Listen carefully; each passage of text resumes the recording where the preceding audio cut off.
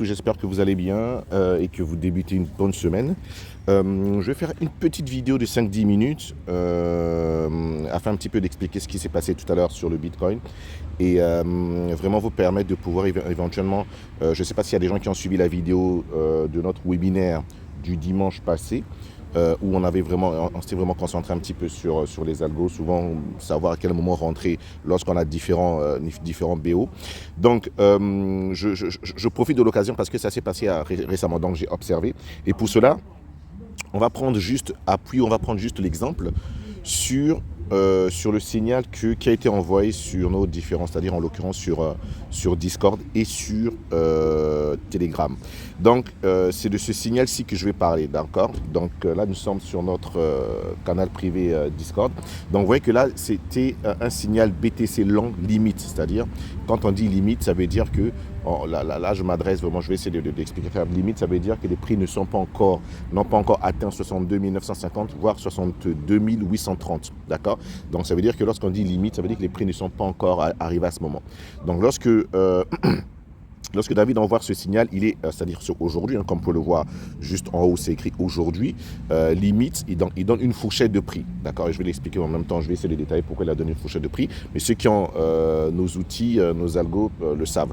Donc là, en l'occurrence, il a bien détaillé le plan, c'était vraiment parfait, parce qu'il faudrait juste une parenthèse, je ne sais pas si vous avez un petit peu vu ce qui se passe depuis maintenant, on peut dire pratiquement une semaine.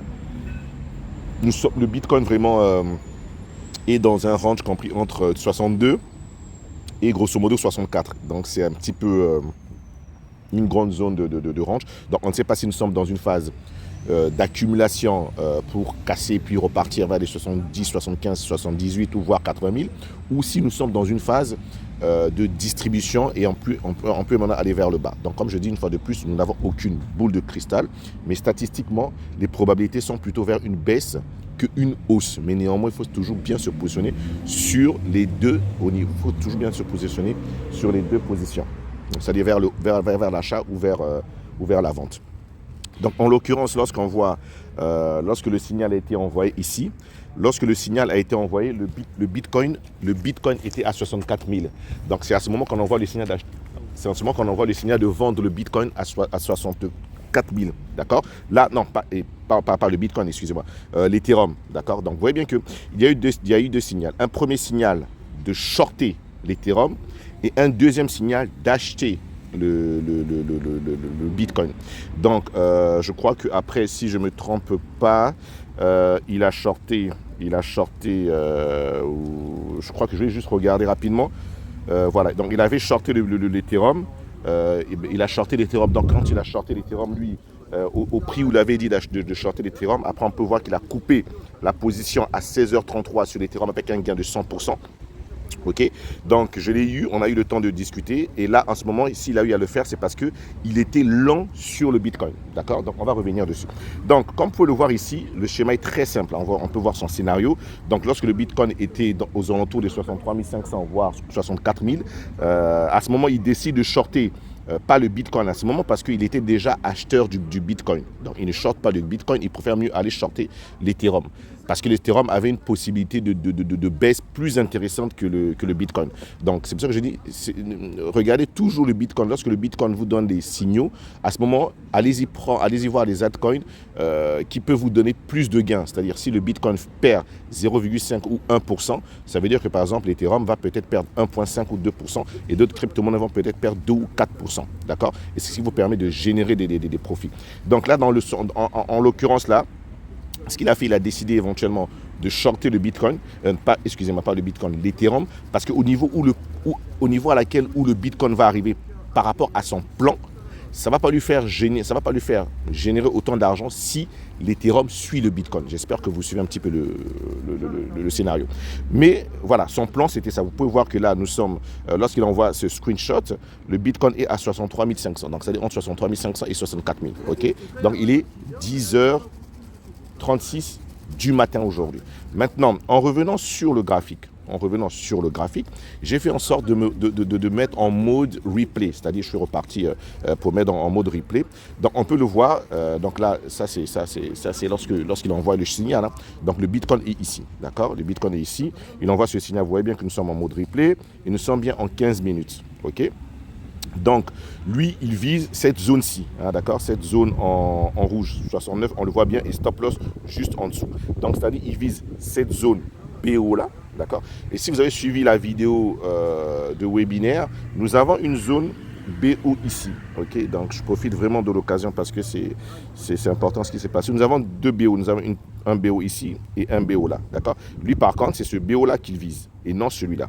Donc, si vous regardez bien la vidéo de notre webinaire, je l'avais déjà expliqué au préalable. Donc, le tout, c'est de pouvoir identifier, c'est-à-dire de pouvoir identifier qu'est-ce qui peut pousser les prix d'accélérer vers cette zone de BO. Et si vous passez sur du 5 minutes, regardez, si vous passez sur du 5 minutes, vous voyez bien que ce BO, c'est-à-dire cette zone de BO identifiée, va être prise parce qu'en dessous de son point d'entrée, c'est-à-dire jusqu'à 60, voilà, donc jusqu'ici, nous avons un FVG.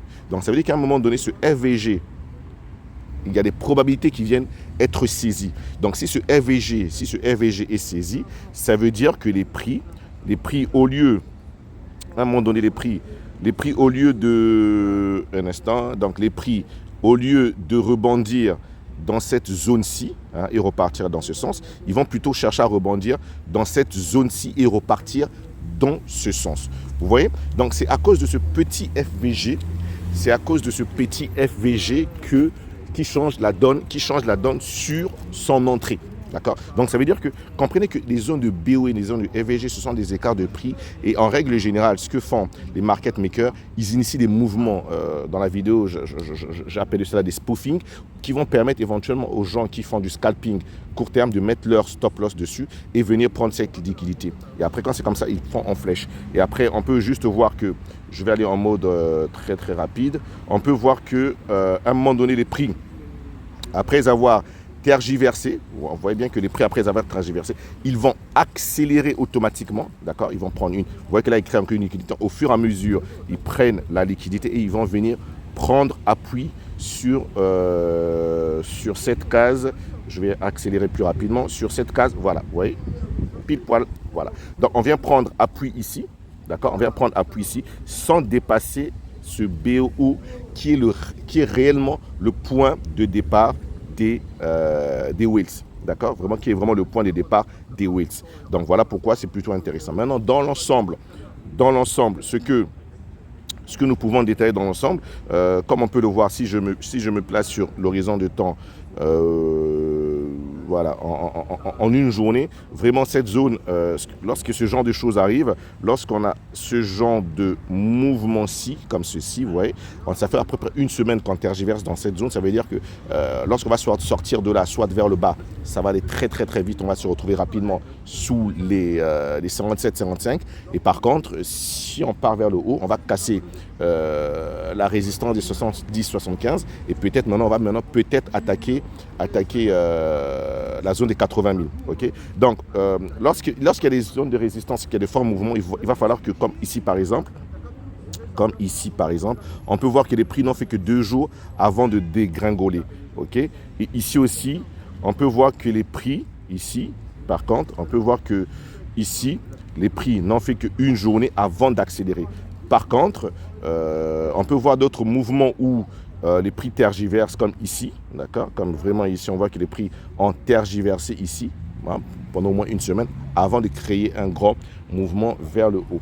Donc, on arrive dans des zones où 64 000, c'est intéressant. Donc, tout ce qu'il y a à faire aujourd'hui, c'est vraiment de jouer le range.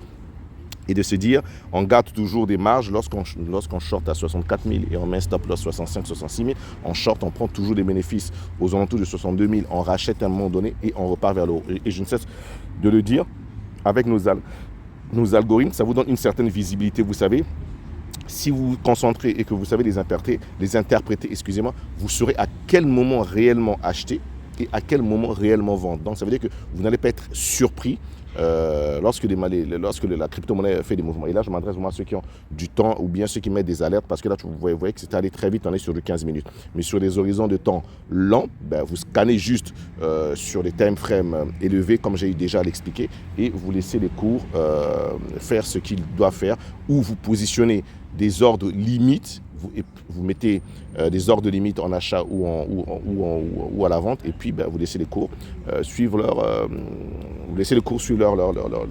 petit bout de chemin. Donc j'espère que c'était plutôt pas mal et j'espère que vous êtes sur le Edu. Le Edu, il est plutôt bien. Je l'ai mis ici en même temps. C'est pas mal. J'en ai pris donc là. On arrive dans la zone où j'ai envie vraiment d'avoir un petit mouvement qui va permettre d'accélérer vers 65-30 pour que je prenne. Mais le potentiel de baisse sur le Edu est plutôt intéressant. Parce que si le Bitcoin réellement baisse, surtout sous les 155 000, alors là, le Edu va baisser à moins 10, moins 15%. Et moins 10, moins 15% avec des effets de levier, ça va très, très, très vite. Donc, surveillez cela, regardez cela, positionnez-vous. Je crois que le signal a été déjà aussi envoyé sur le Edu. On est à 65,03. Bon, moi, j'attends encore 65,20, 65,30 pour me positionner en short. Et je crois que le signal envoyé, on est sur, voilà, on va jusqu'à 65,80. Donc, pourquoi pas 65,80. Mais moi, je vais rentrer à 65,30. Je mettrai mon stop loss à 67, voire 68, parce que je sais qu'il peut y avoir une petite mèche pour faire sortir ceux qui sont sur les SL. Et n'oubliez jamais qu'un SL peut être aussi votre point d'entrée. Donc, c'est très, très, très, très important à ne pas oublier. Ceci dit, portez-vous bien. Bonne semaine à tous et à très bientôt. Bye bye.